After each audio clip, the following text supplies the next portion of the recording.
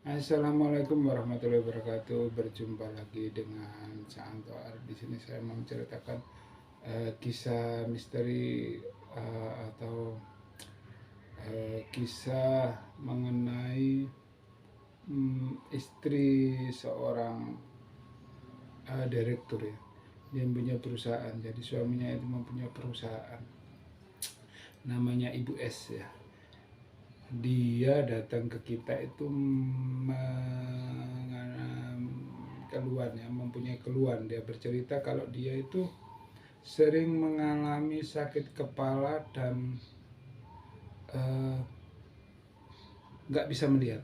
Artinya kalau melihat tulisan itu buram, sakit kepalanya sakit sekali dan melihat tulisan itu buram. Jadi ceritanya dia kalau mau berangkat ke kantor, jadi dia mau ngecek pembukuannya di perusahaannya ya, dia itu lihat tulisan mau tanda tangan mau apa dia nggak bisa.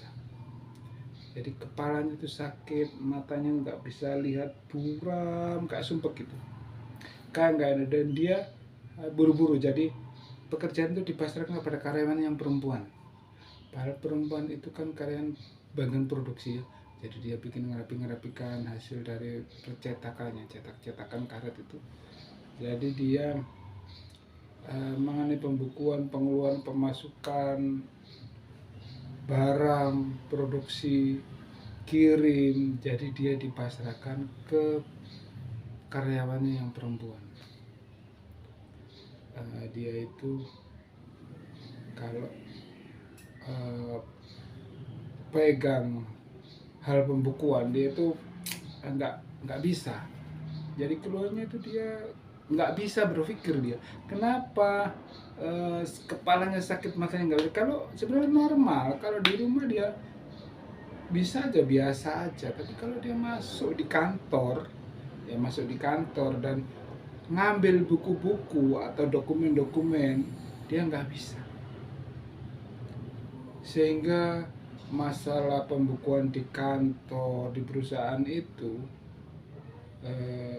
yang mengerjakan karyawan itu, bawahnya yang padahal itu produksi, bagian produksi. Akhirnya jadi dia kirim, misalnya hasil produksi dia kirim ke pemesan, jadi karyawan itu langsung dia kirim pakai mobil, kan ada karyawannya juga yang kirim. Jadi yang ngurusi semuanya itu karyawannya itu. Jadi si ibu ini yang dipasrahin suaminya untuk mengurus perusahaannya itu, dia nggak mampu untuk mengerjakan karena sakit kepala dan mata, nggak bisa melihat dengan jelas tulisannya itu. Nah, suaminya ini nggak tahu, yang tahu sedikit kalau gitu kamu bantu-bantu, malah disuruh bantu sama karyawannya itu. Jadi dia eh, suaminya nggak tahu, tiba-tiba dia percaya sama karyawan itu. Ada misalnya ada sesuatu, kalau karyawan itu butuh, dikasihkan sama suaminya. Butuh ini dikasihkan, apa aja yang di perusahaan kira-kira karyawan perempuan itu butuh pasti dikasihkan. Jadi tiap sam tapi dia nggak bisa berpikir. Yang perempuan ibu S ini sama suami nggak bisa berpikir, nggak ada curiga, dia berpikir positif sama karyawan itu. Ceritanya begitu ya.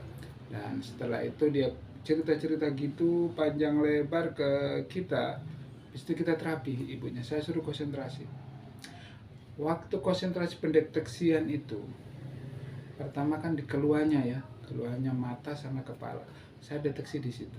Saya lihat di situ ada sesuatu ya, ada kayak putih, ada ekornya masuk ke dalam matanya, dalam sekali.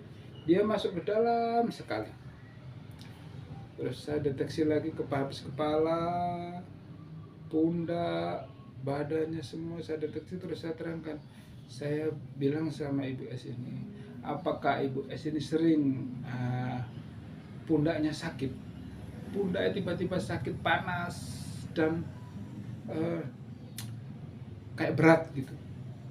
Itu adalah tanda-tanda di situ ada makhluk, ada energi negatif ya, energi kurang baik di tubuhnya. Itu tanda-tandanya. Terus kalau saya tanya lagi, kalau misalnya ibu mau berangkat ke kantor, maksud diri mau berangkat, Apa ibu malas? Apa ngantuk? Dia bilang dia ngantuk. Dia itu ibu S ini ngantuk berat terus. Jadi nggak bisa dia mau buka mata itu nggak kuat katanya. Dia itu kayaknya mau tidur meskipun dipaksa, sampai dia dipaksa dengan kegiatan apa dia biar nggak tidur, tapi dia nggak kuat, maunya tidur terus, nah, oke, habis itu bisa terus saya terangkan kalau orang yang kena istilahnya guna-guna ya, istilah ekstrina ya, guna-guna atau santet itu, pertama keluarnya gini, badan itu terutama pundak itu terasa berat dan sakit, panas, pegel-pegel, nggak biasanya, berat, panas gitu. Pertama itu. Terus kedua, dia itu badan itu kayak capek, sering capek. Meskipun kita beraktivitas ringan sebenarnya nggak terlalu mengeluarkan energi, dia itu akan merasa capek dan cepat ngantuk. Biasanya waktu jam-jam tidur kan ada siang bolehlah tidur, itu enggak, setiap saat itu dia ngantuk. Bukan diabetes ya, diabetes lain, itu ngantuk, capek gitu, kayak males dia.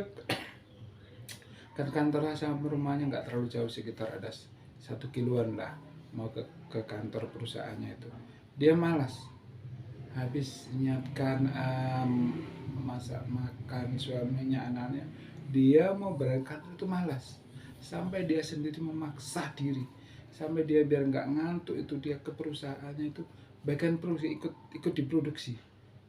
Jadi nggak mau dia di kantor nulis dia sudah nggak bisa, jadi dia biar ada kegiatan nggak ngantuk, dia potong-potong yang kurang bagus, hasil percetakannya kurang bagus, dia potong-potong biar dia nggak ngantuk, sampai segitunya.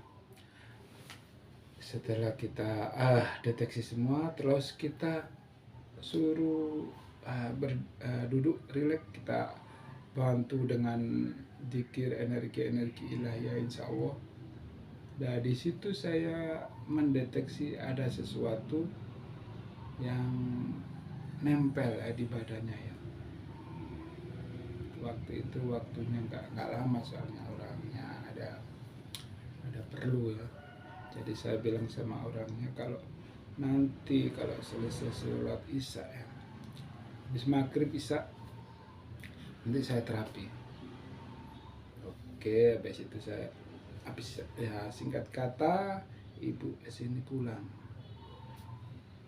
Nah ini kan waktu itu ke tempat saya itu siang, pagi menjelang siang gitu loh. Habis itu malamnya habis sholat isya saya kerjakan, saya terapi. Dan waktu itu saya terapi jarak jauh ya, dengan berbekal imajinasi saya lewat rekaman orangnya itu. Saya terapi, saya kasih energi positif, dikir ya, itu ada sesuatu yang keluar lewat belakang sini.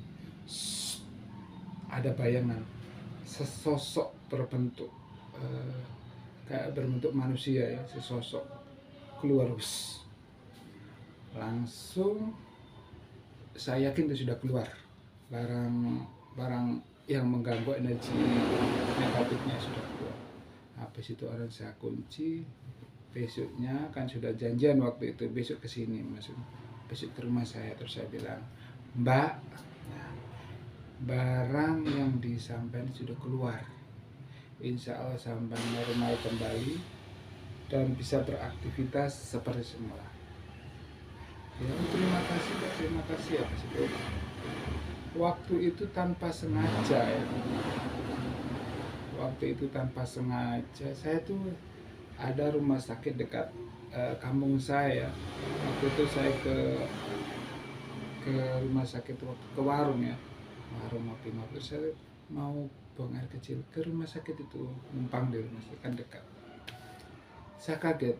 Nah, si karyawan yang dipercaya oleh ibu S sama suaminya itu ke kamar mandi di kursi roda, Barengan saya sama masuk dia keluar, loh kok ini, saya curiga, mungkin ya, semoga saja enggak, uh, anu saya apa tuh, pemikiran saya, mungkin waktu keluar energi negatif keluar dari Ibu S ini, langsung dia mengefek ke orang yang mengganggunya, ke karyawannya itu. Jadi karyawannya itu langsung sakit waktu saya buang malam ya, mungkin langsung sakit. Paginya itu dibawa ke UGD di rumah sakit tersebut. Waktu saya numpang mau buang air kecil di situ, kebetulan di situ kan saya juga kenal sama yang ngantar ya. Loh siapa yang sakit, saya tanya. Oh ini tadi malam. Oh mungkin ya, waktu saya buang dia itu langsung menghantam sama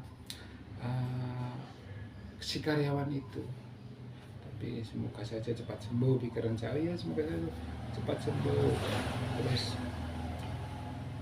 besoknya lagi saya ketemu lagi sama Ibu dia sudah normal lagi. Beberapa hari kemudian saya ketemu lagi Ibu S ini yang punya perusahaan, dia normal lagi. Dan si karyawan itu kan diopname ya, berapa hari gitu ceritanya Ibu S ini. Selesai itu sembuh, dia ke masuk lagi mau megang di kantor catatan-catatan pengeluaran pemasukan di kantor. Dia kan Ibu S kan sudah sembuh, jadi dia pegang sendiri. Dia masuk, dia mau pegang, dia bilang jangan, ini sudah saya pegang sendiri, kamu kembali lagi ke posisi kamu sebelum saya sakit. Dia nggak mau, karena bagaimanapun bahkan itu enak, jadi dia bisa bikin mengatur keuangannya sendiri, pengeluaran pemasukan diatur, jadi menguasai semua. Akhirnya dia nggak mau dan dia berhenti, minta berhenti karena disuruh kembali ke produksi. Dia nggak mau, maunya pegang di kantor bagian pengeluaran pemasukan. Dia bisa mengatur semuanya sendiri, nggak ada yang ngutik-ngutik. Jadi akhirnya dia berhenti, dan dia berhenti itu bikin perusahaan yang sama di tempat kerja saya dulu di Ibu S itu, sama. Jadi kebanyakan langganan ya, customernya di perusahaan Ibu S ini diambilin, karena dia waktu itu berapa tahun atau berapa tahun ya, dia itu yang komunikasi sama customernya. Jadi dia begini dia, jadi dia akhirnya ketahuan pembukuan itu, karena perusahaan yang dia tangani itu komplain ke perusahaan Ibu S. Waktu itu si karyawan sudah nggak di situ lagi. Dia bikin perusahaan sendiri sama merekrut karyawan yang karyanya Ibu S, direkrut yang mau, mungkin dijanjiin apa nggak tahu ya, ceritanya begitu. Jadi banyak pelanggan atau customernya Ibu S yang pesan-pesan produk karet ini dia ambil. Tapi dengan jalan itu mungkin tetap saja Ibu S yang menang, karena dia yang ibaratnya yang babat alas ya, yang bikin perusahaan pertama yang besar. Kalau ini kan mengambil customer, jadi banyak keburukannya itu yang terkuak di kemudian hari, karena ada transfer dari customer yang ditransfer itu nggak taunya banyak selisih. Nah, coba kita minum dulu, haus. Banyak apa itu, selisih. Jadi kayak pembukaannya, pemasukan, pengeluaran itu banyak selisihnya, Kak.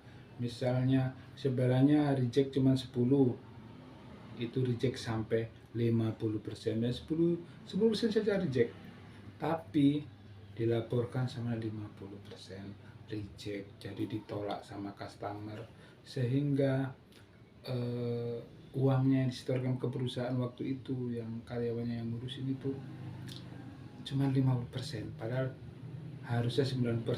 Nah, yang 40% diambil sendiri. Oh, itu terjadi setelah dia keluar. Tahunnya itu ada perusahaan yang komplain dan menjelaskan kalau segini-gini, akhirnya ditangani, ketahuan semua. ibaratnya akal-akalannya si karyawan ini. Alhamdulillah sekarang sudah normal kembali. Dia bikin perusahaan, nggak tahu berkembang apa tidak. Semoga saja juga berkembang, namanya juga orang cari rezeki ya. Semoga Ibu S ini segera sukses, tambah sukses perusahaannya dan tidak ada gangguan-gangguan lagi. Nah, begitu cerita atau kisah dari pasien kita yang kena gangguan dari karyawannya sendiri ya. Semoga bermanfaat dan terhibur untuk saudara-saudara sekalian. Wassalamualaikum warahmatullahi wabarakatuh.